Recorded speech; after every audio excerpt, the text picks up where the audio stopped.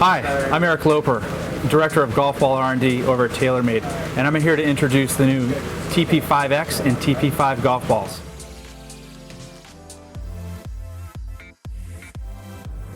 The new TP5 and TP5X are based on our 5-layer construction platform, but they're significantly different than the previous Tour Preferred X. They're different in the way where we have this tri-fast core, which first starts with a softer, larger rubber inner core, which helps pull spin out on our driver and iron shots. It's really that component that's giving the golf ball the distance gains that we're seeing. But then we build up the tri-fast core with 2 additional layers that utilize softer, more resilient polymers. It's those 2 layers that build the speed back on, and without those 2 layers, the golf ball just wouldn't have the driver ball speeds that we would expect.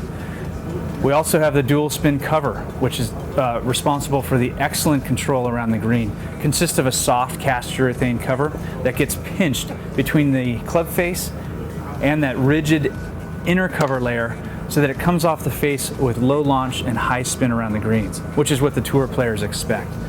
But really, when it comes down to it, the difference between the previous Tour Preferred X and the TP5X is the new golf ball is going to launch a little higher with significantly less spin and offer significantly more distance with your irons.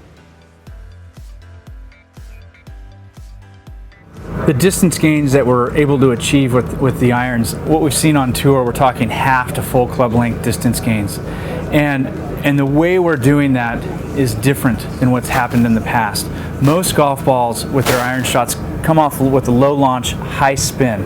And that spin is used to give the golf ball the peak height that's required to have that golf ball land softly. What we're doing that's significantly different is our golf ball is going to launch a little higher with less spin.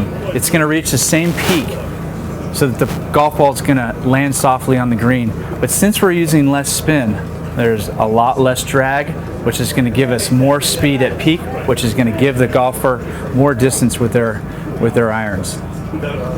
So back to your question, since this ball is so different, I think it's going to significantly disrupt the marketplace. I think what's going to happen is something similar that we saw in the drivers in the early 2000s where the driver launch conditions were low launch, high spin, if you want to call it that, and they've pushed for higher launch, lower spin.